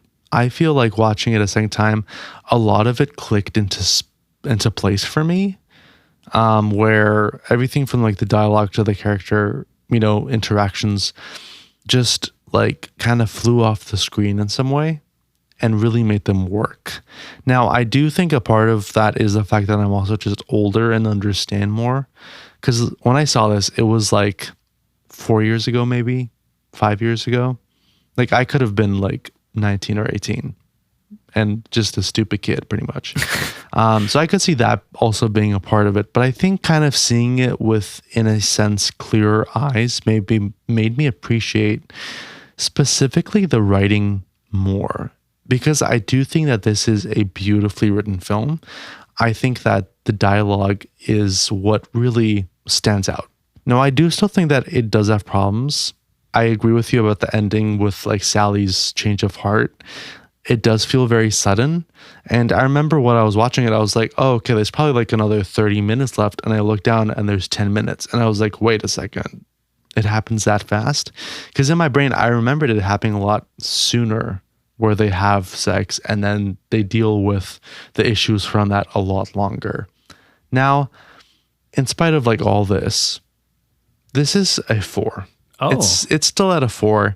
And I think that's because while like it does work a lot better for me on second watch, at the end of the day, it is the type of film that works a little bit less for me in some way. Like it just is not as interesting to me. And while I think it is beautifully written, directed, and acted, I do think that ultimately It does kind of just feel like, oh, another like romantic comedy.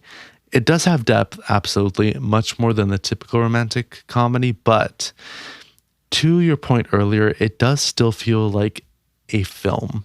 And I think in some ways I want more of it. Ironically, the part that I like the most is seeing them just being friends. Same. Because that feels the most realistic part of it. And I honestly just love like sitting in that and enjoying that. And in some ways, maybe I wanted more of that. I wanted, something more realistic. So yeah, it's this weird like middle ground where I do like this, I enjoy this, but it definitely does not work as well for me as a lot of Rob Reiner's other films. And I do think that if I watch some of Nora Ephron's other works, I would like those a little bit better. Although again, the script is definitely top tier here. That is true. And I do think it's also interesting to note that the premise of the movie, can men and women be friends? That fundamental question that is looming over the entire movie. I, from the get-go, was kind of like, I don't know. I don't know how I feel about this as a premise, as something to hang an entire movie on. Yeah. I will say, I was won over because I do think Billy Crystal, the way he plays that character, especially in the beginning, in the car scenes when they're just like starting to get to know each other, I thought was expertly done. However, I think as the movie goes on, I start to become annoyed with that question once again, because it just feels like Harry is making excuses essentially to just be like, I can't have female friends.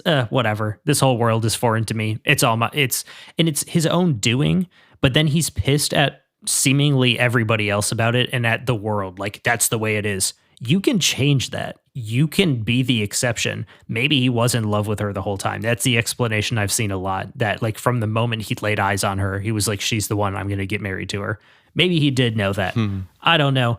I just felt like that was semi annoying to me the more I thought about it. Not necessarily in the moment, just after watching the movie, I was kind of like retroactively going back and being like, oh yeah, that was kind of weird. And it didn't have a payoff in the way I wanted it to.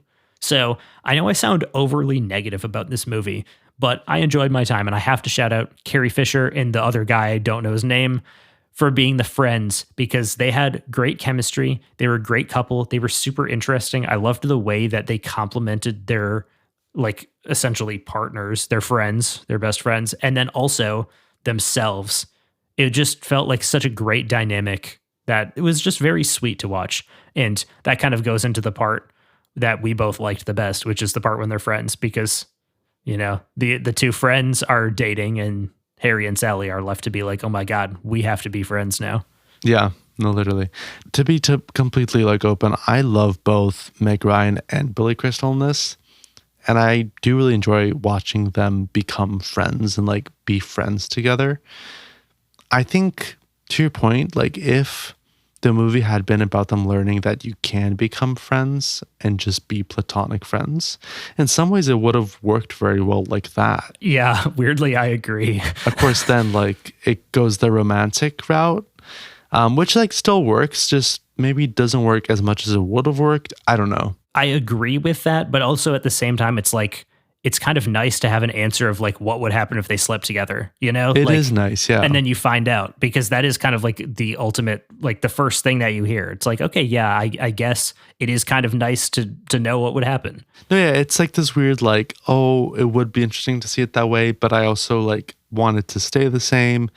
I don't know. It gets complicated when you enter any sort of like theoretical stuff with changing stuff in movies. I mean, hey, maybe us changing these few lines is like going to inspire us to write a new When Harry Met Sally. All about friendship. That's right. All about our friendship. When Brandon Met David. Exactly. Oh, it's about the podcast. It's the origin story. The top billing in the title. I appreciate this. This is very nice. I mean, I just went alphabetically. If we go last name alphabetically, you're first. That's true. When David met Brandon. I don't know. I don't know which way sounds better. Because When Sally Met Harry doesn't sound as good as When Harry Met Sally. It needs to be that way. We'll workshop it. Maybe we'll go with Blue Moon or whatever one of the other titles was. Oh, God. Not that one. That one's so bad. But with that... That takes us to the end of the episode. Guys, please support our show on Spotify and Apple. Leave us a review, leave us a comment, leave us a rating if you can do that. I think you can do that on both Spotify and Apple. Tell your friends, tell your family, tell your enemies and any Swifties you know, but also maybe not, because I didn't rate this album a perfect 5, and for that I am very sorry. For all of you Swifties that do want to email us because you are super angry at us for the way that we talked about your idol, Taylor Swift, you can email us at upcpod@gmail.com. Check out our link tree in the description of this episode and on our Instagram to see our letterbox pages, our Rate Your Music pages for our ratings and reviews of these albums and movies, and importantly, our TikTok and YouTube pages, where not only are we uploading episodes of the podcast, at least on YouTube we are, but we are also providing you guys with additional content. So go there and enjoy those. Make sure you follow us on Instagram at Uncultured Pop Culture to see what we are watching and listening to next week. Guys, let me tell you, we are rehashing old things that we have done before, but maybe with a little bit of a twist this time, maybe a sequel? Bye.